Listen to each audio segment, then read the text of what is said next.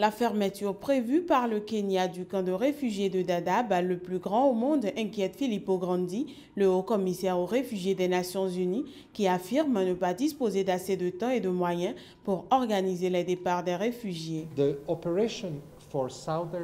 Notre opération pour les réfugiés sud-soudanais n'est pas seulement au Kenya, mais dans les pays voisins.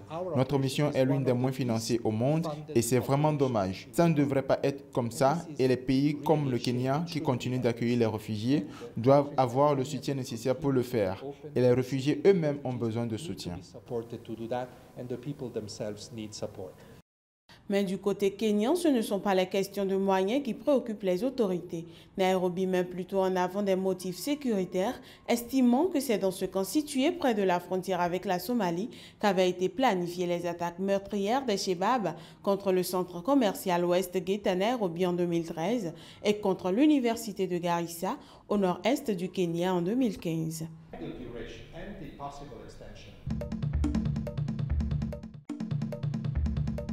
Rejetés par leur famille ou fuyant les violences, 115 albinos se sont retrouvés sur l'île tanzanienne du Kerewe où ils ont célébré lundi la première journée internationale des albinos.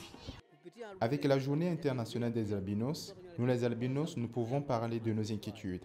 Parce que si un albinos de Tanzanie parle, celui à l'étranger parlera aussi. Le principal objectif est de changer l'opinion négative de la communauté pour que nous soyons acceptés dans le monde actuel. La célébration de cette journée mondiale de l'albinisme intervient alors qu'on assiste ces dernières années à une recrudescence des meurtres, exhumations illégales et agressions d'albinos en Afrique subsaharienne. Dans un rapport publié le 2 juin, l'ONG canadienne Under the Same Sun répertorie 457 attaques, dont 178 meurtres, commis ces dernières années contre des albinos dans 26 pays d'Afrique. Les pays les plus souvent cités sont la Tanzanie avec 161 attaques, la République démocratique du Congo 61, le Burundi 38, le Malawi 28 et la Côte d'Ivoire 26.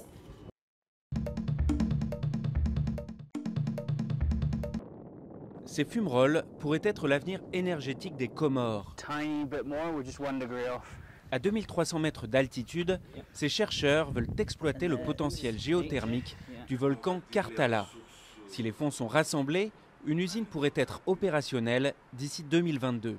Nous comptons installer une usine avec une puissance initiale de 10 mégas, puis monter à 20 mégas et progressivement et suivre aussi la demande. Cet archipel de l'océan Indien fait face à une crise énergétique énorme. Les coupures d'électricité durent de nombreuses heures dans la capitale. Faute de groupe électrogène suffisant, cet hôpital doit se passer de climatisation dans le service chirurgie et couper complètement le courant de certains services non essentiels. Les petits commerces, comme cette boulangerie, ont du mal à survivre. Il est impossible de passer une journée sans qu'on perde des pains à cause des coupures d'électricité. Le temps d'aller démarrer le groupe électrogène, il y a des pains qui se retrouvent gâchés. On demande à la société fournissant l'électricité de faire le nécessaire pour nous garantir du courant, car nous, les petites sociétés, on court à notre perte.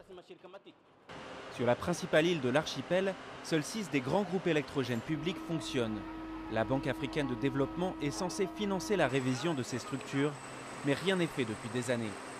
Comorien a besoin d'avoir de l'électricité maintenant, pas demain, pas après-demain, mais aujourd'hui même. Dans l'avenir, à court et moyen terme, il faudra envisager une production qui sera bien sûr garantie en totalité, mais pour l'instant et progressivement, il faut améliorer la production et le réseau.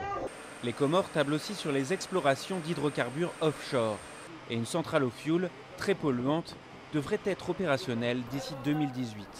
En attendant, l'économie du pays reste paralysée et plus d'un jeune sur 2 est au chômage.